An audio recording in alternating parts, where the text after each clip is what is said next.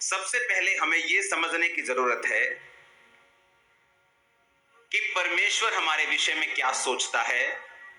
जब हम कर्जे के टॉपिक पे बात करेंगे तो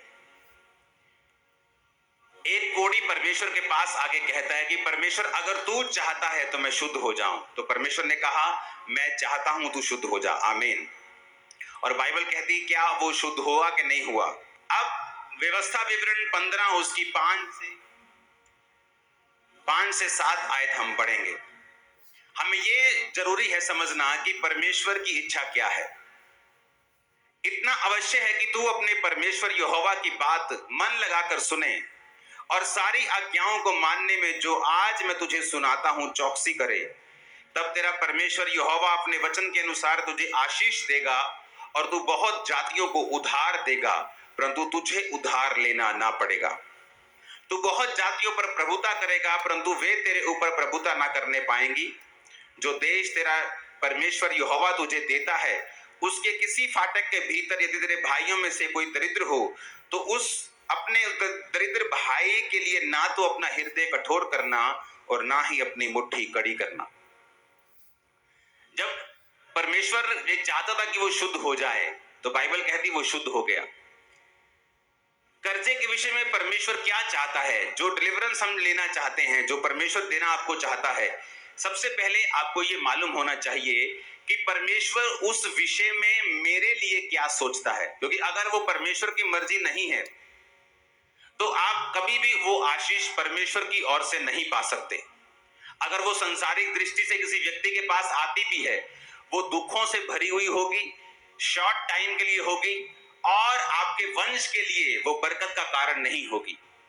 इसीलिए हमने पहले ये सोचना है कि परमेश्वर मेरे लिए क्या सोचता है। जब वो मुझे देखता है, आप भूल जाओ आज क्रूसेड की तरह लोग आए हैं थर्सडे, आप भूल जाओ यहाँ लाखों लोग बैठे हैं, आप ये सोचो कि मुझसे बात कर रहा है परमेश्वर का वचन। तो सबसे पहले जब हमें परमेश्वर की बरकत को लेना है, जो परमेश्वर सोचता है मेरे लिए कि वो क्या सोचता है। बाइबल कहती है परमेश्वर ये सोचता है कि वो तो सब जातियों को उधार देगा, उधार लेगा नहीं। तो परमेश्वर, मैं एक बात आपको ये बता दूं बाइबल के बीच से, नीति वचन 22 उसकी 7 आयत पढ़ेंगे। धनी निर्धन पर प्रभुता करता है और उधार लेने वाला उधार देने वाले का दास होता है। बाइबल कहती है तुम नौकर हो उसके जिससे तुमने पैसे उधार लिए हैं। और जब परमेश्वर ने इजरायलियों को बुलाया तो परमेश्वर ने कहा मैं तुझे सब जातियों में से श्रेष्ठ करूंगा, ये मेरी बुलाहट है तुम लोगों के लिए। तो तुम बहुत सी जातियों को उधार दोगे, तुम बहुत सी जातियों को पैसा उधार दोगे, परंतु तुम्हें किसी से भी उधार लेने की जरूरत जो है वो नहीं पड़ेगी। हालेलुया।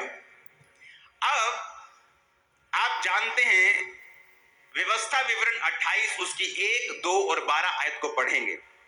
यदि तू अपने परमेश्वर यहोवा की सब आज्ञाएं जो आज तुझे सुनाई जाती हैं चौकसी से पूरा करने को चित्त लगाकर उसे सुने तो वह तुझे पृथ्वी की सब जातियों में श्रेष्ठ करेगा।